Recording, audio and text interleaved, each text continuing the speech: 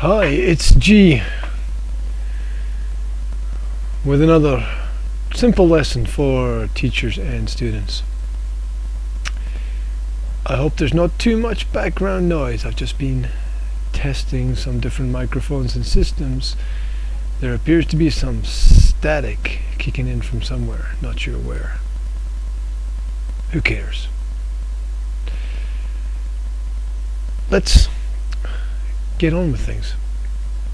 So simple lessons are short and sweet little nuggets of information designed to help you take a step forward in your life. Specifically if you're a student studying or a teacher teaching. I smile when I say teacher teaching because I'm pretty sure that there is no such thing as a teacher and that teaching does not exist. There are just various degrees of learning. But what can you do when it's a term that everybody understands? Not much, I suppose. Especially if everybody's happy with the way things are. The odd thing is that progress begins when the individual is unsatisfied. Progress begins when you take a look at the world around about you and you decide it's not good enough. It's not what I want. It's not what I need. It's not where I want to be.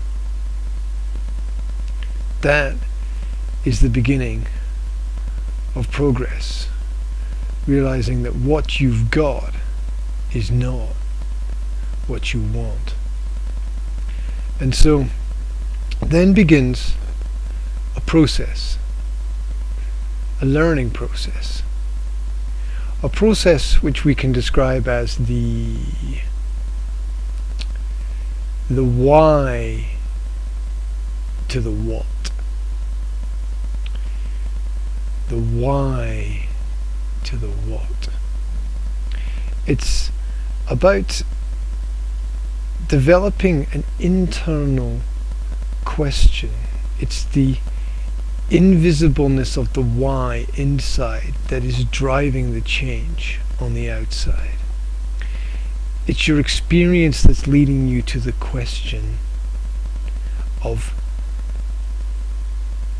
why do I want to change and what is going to be the result of that. So you've got this inner question. This inner question is always a kind of what if. If I do this, what next? If I do that, what will change? It's an ability to see a condition and a result.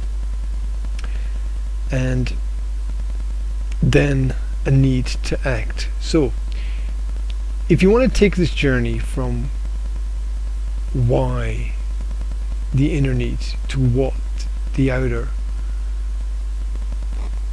example of this, you need a process, a midsection that's going to help you to travel from A to B or A to Z. So if we base this on the principle of question words that exist, you've got the why that's going to drive you to the what, the inner theoretical to the outer real. And then you've got this midsection. The midsection is the section of hard work. The midsection is the section of no choice. The midsection is the section of no days off. And this is where you have to define where you're going to do the action, when you're going to do the action, how you're going to do the action, and with who you're going to do the action. You need to think about where you do what you do, the place, the environment. Is it conducive to what you want to develop? You have to think about the timing. Is it the right time? The right time of day, the right time of the month, the right time of the year, the right time of your life and your experience. The how, the practicalities of the mechanics of the process. And you have to think about who do you need to work with to achieve what it is that you want to achieve. So on the journey from why to what, you're traveling through where, when, how, and with who or whom. And you have to plan out those elements of the process. It's the inner voice that guides you to the outer change. What is the inner voice? It's part of you that's disconnected from your senses. Our basic daily experiences are sense-based. What we touch, what we taste, what we smell, what we hear, and predominantly what we see. These things are then filtered, very highly filtered by the brain to give us an experience that we call reality. But there's more. There's more. There are experiences beyond the spectrum of our senses.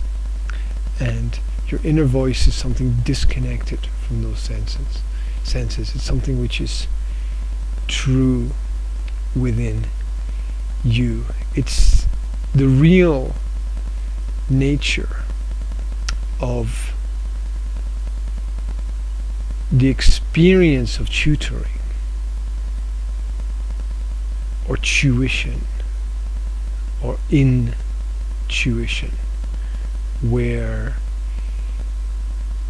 there's an almost automatic understanding of what is right and what is the right thing to do.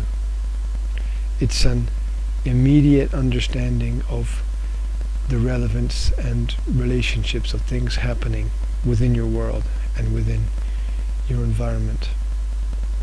And so that's the initial drive, but then you still need to act upon your impulses to achieve what you want to achieve. So the why leads you to your where, your when, your how, and your with who. Think of those points as the four corners of a square that can be leaned on, stretched, pulled in, manipulated to fit into your individual needs, your personal needs.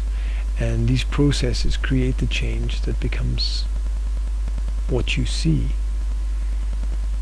in the world around about you over time.